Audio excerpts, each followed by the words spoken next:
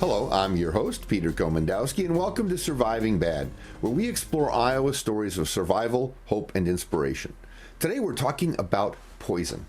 From household items to some bizarre substances our children are finding on the internet and even on street corners, to common medications that can be dangerous if not deadly. Linda Kalin and Grant Hauslog from the Iowa Poison Control Center are Iowa's leading authorities on the risks and dangers of these poisons. If you're a teen thinking about experimenting or a parent with children, the next 30 minutes could save the life of someone you love. Let's meet our guests. Welcome to the show. Linda, start us off. Tell us a little bit about yourself and why you're here today. Okay, thank you, Peter. Nice to be with you. So my name's Linda Kalin, director of the Iowa Poison Control Center, and been involved since for decades, let's leave it at that.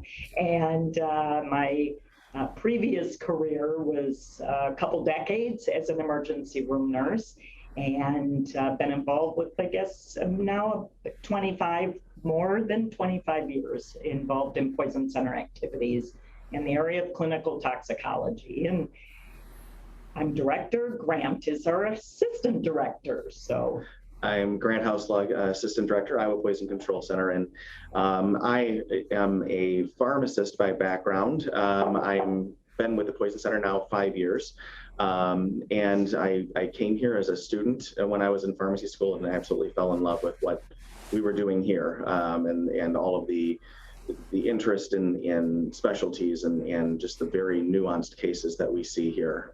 So I really fell in love with the topic and certainly the people that I get to work with every day now. So, well, jumping right into it, the poison is a scary word, and most people think, well, it's so scary and extreme, I've got it handled. You know, we know what poisons are. But the fact of the matter is, from what I've heard, what you do at the Poison Control Center and your 24/7 helpline, that's really not the case. People are finding both common substances and strange ones very dangerous on a daily basis. What are some of, say, the top, let's do the top 5, 6, 10, whatever, things that you see happening in Iowa where people really need to be concerned? well, I would start by saying it varies between the under 5-year-old, which is about 43% of our call volume.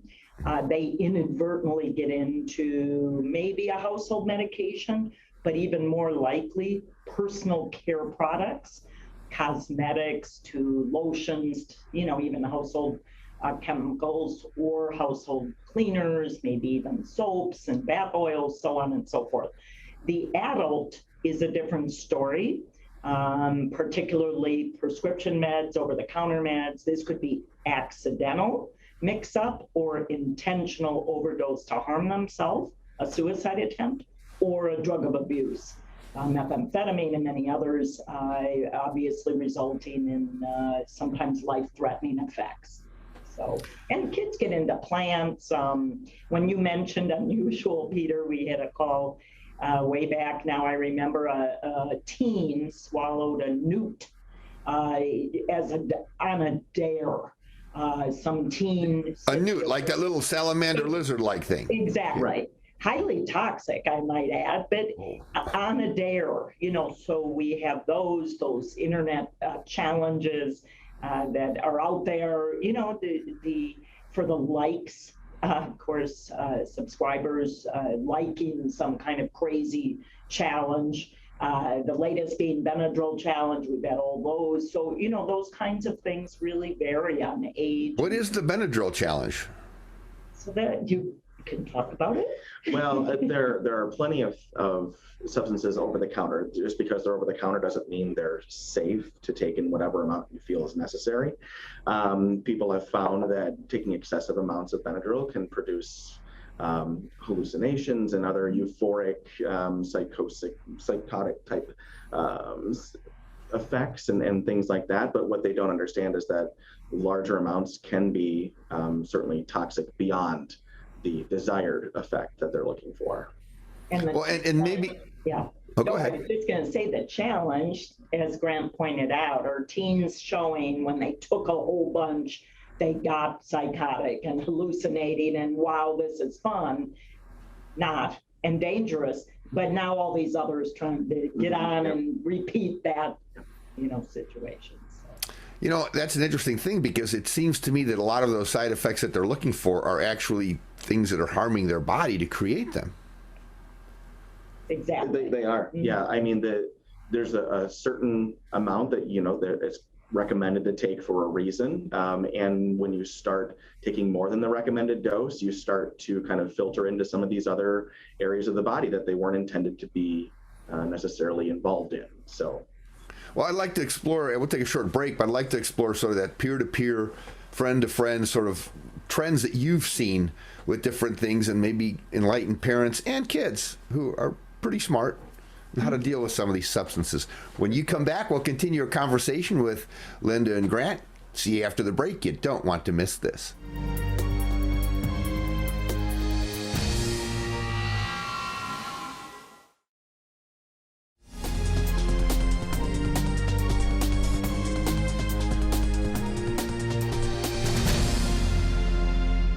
Welcome back. We're talking to Linda and Grant from the Iowa Poison Control Center, and we're talking about kids and experimentation. And you wonder about the Poison Control Center. I go, why would somebody be wise to call you guys first instead of just getting on the internet and looking for answers?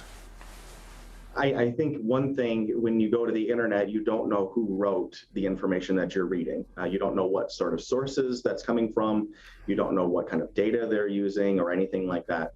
When you call the Poison Control Center, you're going to get a nurse or a pharmacist that's specially trained in poison information with many, many years of experience dealing with all types of poison situations. So you're getting someone who truly is an expert in poisoning and toxicology. So I feel that's the best resource that you can get when you do have questions about a potential toxicity or poisoning.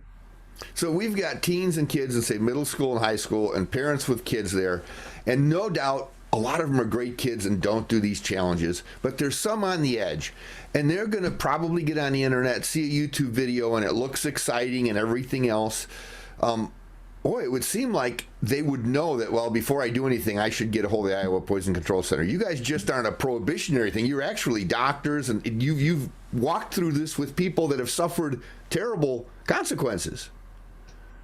Yeah, and I think having raised 4 teens at one point who are now adult children, there is, as you know, Peter, an element of peer pressure, of peers talking to each other about what may seemingly seem innocuous. How harmful can it be? It's some over-the-counter drug, or remember the cinnamon challenge and some other, we've had so many challenges over the years, making it look fun as opposed to dangerous.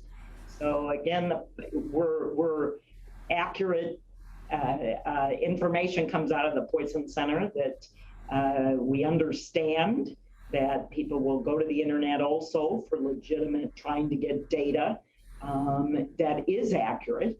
As Grant pointed out, well, it may not be, depends on the source.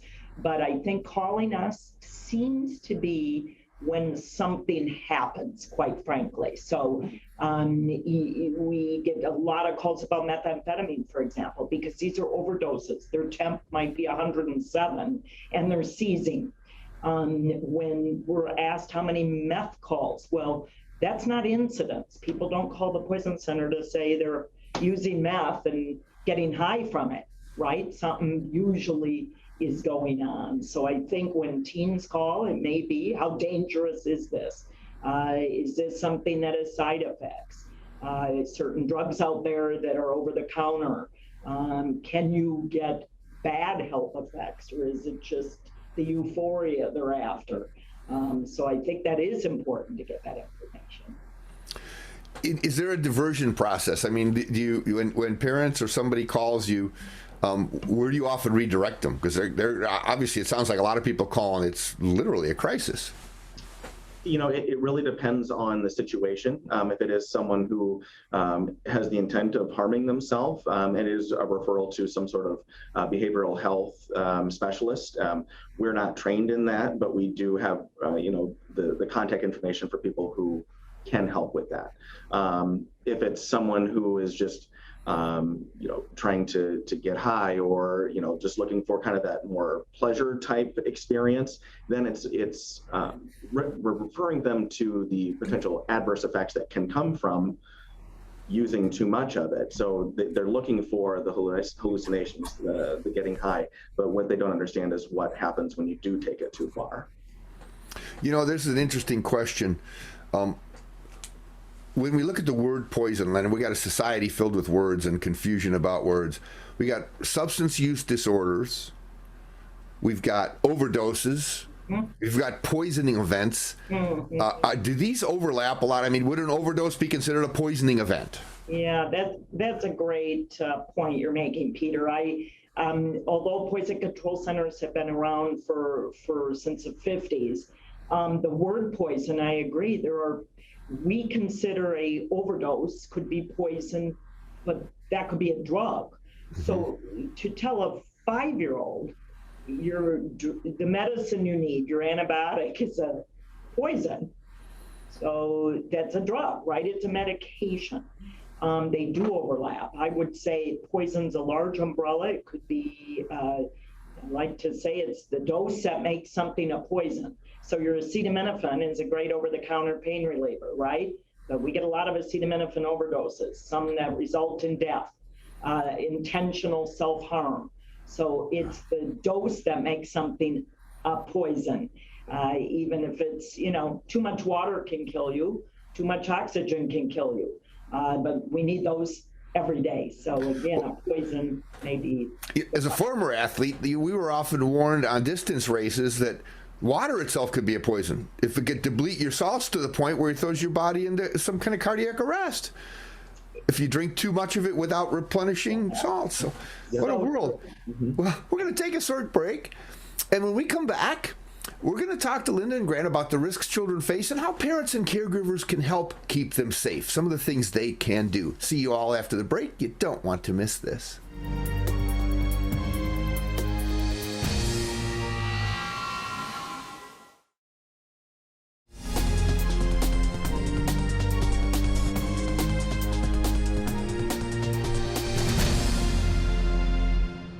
Welcome back to Surviving Bad. I'm your host, Peter Komendowski, and we're talking with Linda and Grant from the Iowa Poison Control Center.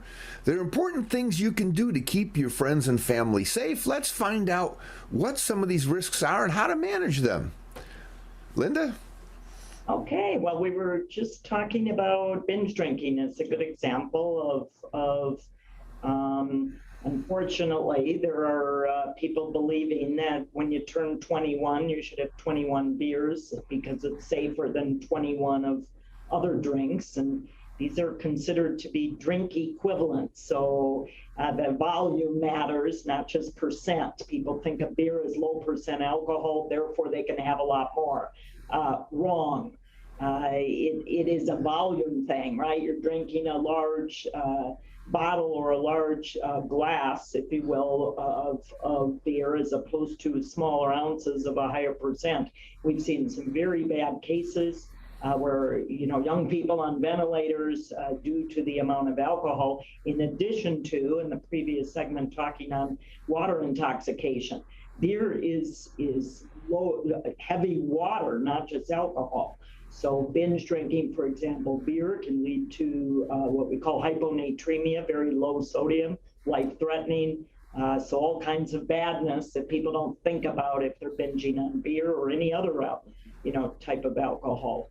That's sort of fascinating because now we take commonly not worried about, but it's an elephant in the room with substance use disorder, beer, and you see it everywhere advertised, see people, and then it can become a poison. Mm-hmm. And I think for teens and middle school kids experimenting, that also gets into the idea of like over-the-counter medicines. Many of these were so powerful and strong and were prescription for years, but just because they're sitting on a store shelf, I mean, what do kids have to think about when they're looking at some of these packagings and deciding to experiment with them? And no better than a pharmacist to answer that question. Well, I'll kind of go back to what Linda mentioned earlier. It's the dose that makes something a poison. All these over-the-counter medications that you see, they have therapeutic dosing. There's a dose on the package for a reason. That's the dose you need to help with whatever treatment you need. It's when you start using excessive amounts for these extra effects that you can gain from it. And talking also about alcohol. Alcohol gets thrown in there as well. You start drinking beer and you're taking these over-the-counter medications. In those types of situations, 2 + 2 is not always 4. 2 + 2 can be 6, it can be 8. They can have certainly additive effects when you add things together. So you're not just going to have the intoxication from the alcohol. There may be other sedating effects from the medication as well. So you're just kind of making things even worse just by adding medications together. Certainly, if you don't need the medication, don't take it. That's what it's, unless under prescription. Let's try to go down a road that might be clumsy for us. Okay, so people naturally gravitate towards thrill seeking and fun, whether it's zip lining or going on a bike ride or a hug. There's all kinds of ways to get real positive energies. But then there's this lure of these alternatives, the quick fix. Let me take this pill and get this. Yet from what I'm hearing from you, it seems as if whatever they're getting from it, it's because the body is fighting off a terrible sort of poisonous event. That these are side effects of hurting the body. How do people get to the point where they feel like this is fun? Or is it something that's peer-to-peer pressure, social pressure, media pressure, and when they get there, they really wish they didn't do it most of the time? Is that sort of what happens? From what I've encountered, through the cases we receive, it seems like it's more of the latter. They see these trends on social media and challenges and things like that, and they see the desired effect, but what they don't see are all the adverse effects that come from failed attempts at these types of challenges and behaviors. And what they do is they find themselves in a very kind of sticky situation sometimes, where they're sometimes fighting for their life, unfortunately. Yeah, I was talking with a former heroin addict once, and he said when he got high, he felt like he was flying. But he realized that he was standing on top of a building, he said a barn. Not really, but he said the way I felt was like I was standing there and I felt like I could fly, but I never realized that I didn't know how to land, that it was going to hurt. So you can jump off a building and it's exhilarating for a while. But at some point, you can reach a place where there's just no way out. And that's what's scary, is how do we invest people with an idea to be careful before they exhibit these consequences? Well, and then I think that, certainly speaks to the whole word prevention.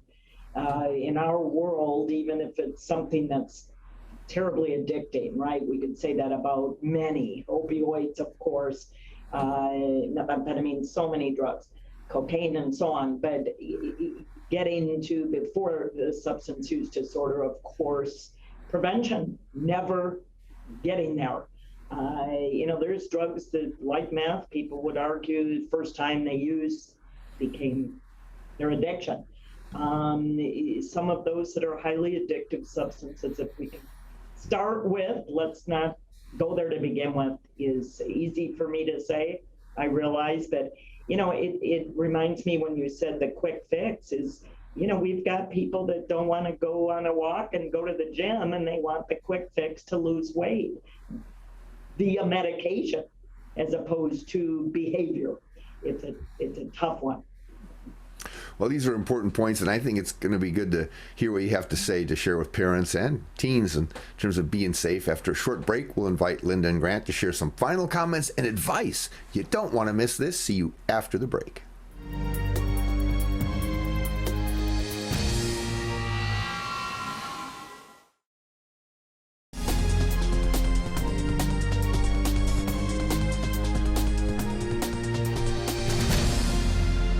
Today on Surviving Bad, we're talking about the often dangerous substances our children are exposed to on an almost daily basis and how we can keep them safe. Our guests, Linda Kalin and Grant Hauslag from the Iowa Poison Control Center, have a lot to say that can help you.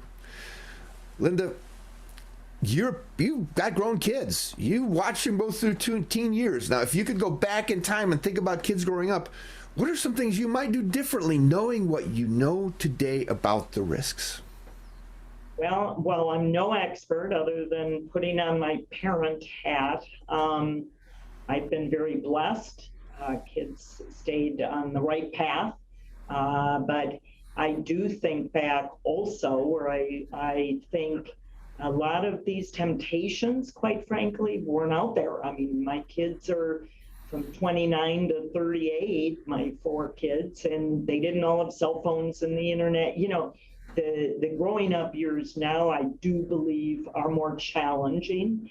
But some of the tried and true parenting formulas, I think, do still hold true, which one, loving them and knowing what they're doing and who they're with. I do recall we had some fun parties at our house, and I was always struck by how many parents didn't call to say, are you going to be home? I didn't know all their friends and friends' parents, and that always struck me on a Saturday night. Some called, just want to make sure you're going to be home because our son or daughter's coming over to your house. Why didn't all of them? How do they know this isn't some huge party, no parents, and they're all 15, right? So I think that's something that just sort of stayed with me. Knowing, but then I don't want to be a helicopter parent, right? So there is that balance, and I think that was important. Being involved, whether it's sports or music or Spanish club or quiz bowl, getting involved in school activities, having a community of an academic or athletic, whatever that situation is, of your own group of people to do stuff with. And I think some of those things I look back and Well, Grant, you're a new parent, so you have this wonderful world where they're going to get input from so many more sources than when Linda or I were raising our children. There are a lot of people trying to sort of get that parental space from your kids. What do you look forward to as the challenges with young children?